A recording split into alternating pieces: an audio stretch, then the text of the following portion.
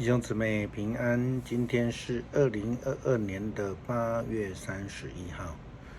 今天的经文是诗篇58篇，耶利米书第3章第15节到25节，路加福音第14章第15节到24节。今天要跟大家分享的主题是筵席。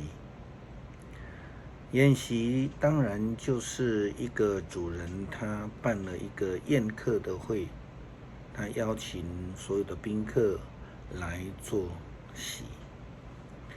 但是什么样的宴席，它的目的是什么？这是有差别的。有一些是喜事，有一些是丧事。虽然我们提到这个宴席，从圣经的观点来看，无论是宴席或是吃这件事情，在圣经当中其实从头就连贯的一个主题。我们从创世纪开始来看，圣经记载主上帝命令那个人，园子里任何果树的果子你都可以吃，只有那棵能使人辨别善恶的树所结的果子，你绝对不能吃。你吃了，当天一定死亡。这是创世纪第2章16节到17节的经文。我们来看几个吃的目的。第一个，我们看到禁止，就是我们刚刚所举的经文，在创世纪上帝对亚当、夏娃所说的那一个被禁止的食物。那么现代人呢，我们渐渐的有了健康的思想，也明白了自己身体是什么样的一个体质，什么样的东西对我们有益，什么东西是要被禁止的。第二个，要从恩典的角度来看，就如同出埃及记的以色列人，他们所吃的玛拿，这个是上帝赐给以色列人的恩典，让他们在出埃及的旷野当中40年里面完全没有缺乏，足足的吃了玛拿40年之久，一直到当他们进入了应许之地之后。第三个，鸿门宴。虽然这个是出于中国历史的一个故事，但是在圣经里面也有类似的一个记载，出现在以斯帖记所记载的皇后宴席。以斯帖皇后邀请了亚哈随鲁王，并且也邀请了重要的大臣哈曼一同赴宴席。这是记载在以斯帖记第5章。记载了哈曼还非常的兴高采烈准备赴宴，这是记载在第9节。但是没有想到的是，他所计划要历来做杀害以色列人行刑的架，就在这个鸿门宴之后成了他自己的行刑台。另外我们看到这个救恩的角度，耶稣基督喂养了5000人，也喂养了4000人吃饱。这个事情之外，耶稣基督还对门徒这样说道，耶稣对他们说，我就是生命的粮食，到我这里来的永远不饿，信我的永远不渴。但是我对你们说，你们已经看见了我，仍然不信。凡是父亲所赐给我的人都会到我这里来，到我这里来的，我绝对不会拒绝他。因为我从天上下来，不是要凭着自己的意思行事，而是要实行差我来的那一位的旨意。差我来那位的旨意，就是他所赐给我的人，我连一个也不让他们失落，而是要在末日使他们复活。因为父亲的旨意是要使所有看见儿子而信他的人获得永恒的生命。在末日，我要使他们复活。第六，被拒绝。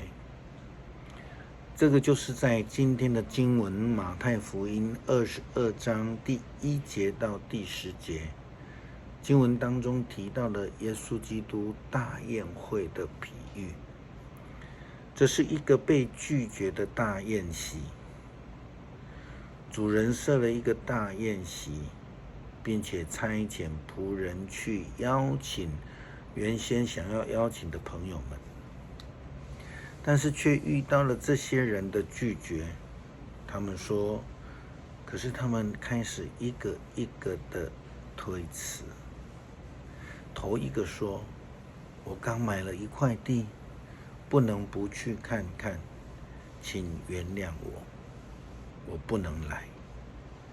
另一个说，我买了5对牛，刚要去试一试，请原谅我不能奉陪。又有一个说，我才结婚，实在是无法分身。这是在形容那一些选民们，原本预定要得救的人们拒绝了救恩。我们现代人也是会想很多的理由拒绝这个，拒绝服侍那个。第6个角度是一个广批的救恩。就是因为选民的拒绝，大宴席的主人就决定要将宴席邀请的对象大大的扩展到所有的人。主人就要求仆人说，那仆人回去把这样的情形报告给主人。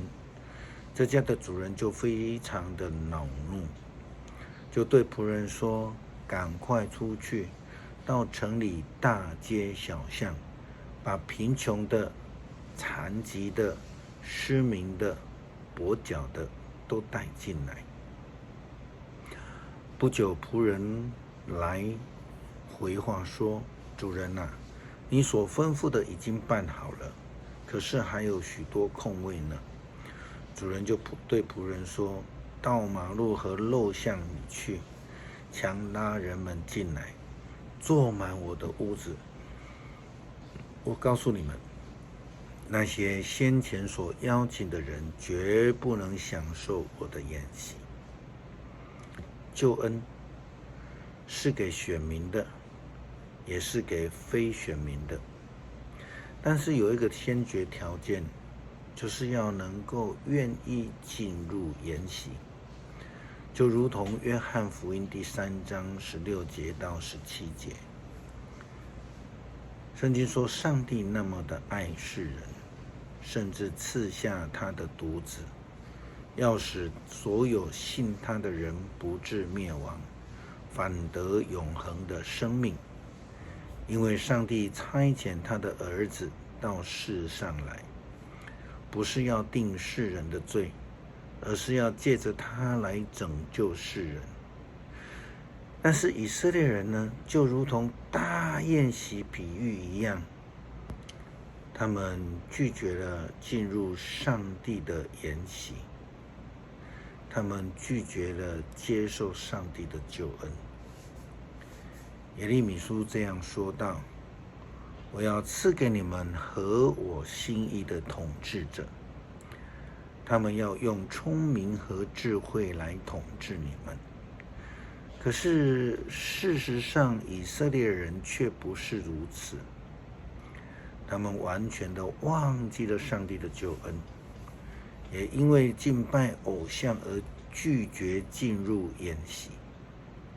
圣经说，上主说，以色列啊，我多么乐意认你做我儿子，把全世界最美好的土地、最肥沃的赐给你。我以为你会叫我爸爸，永不再背离我。但是你对我不忠，像不贞的妻子私奔。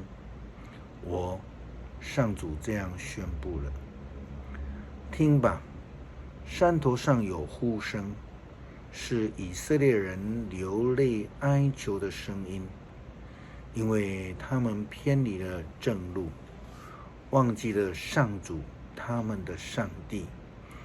离弃上主的人哪，回来吧，他要医治你们，使你们不再背叛。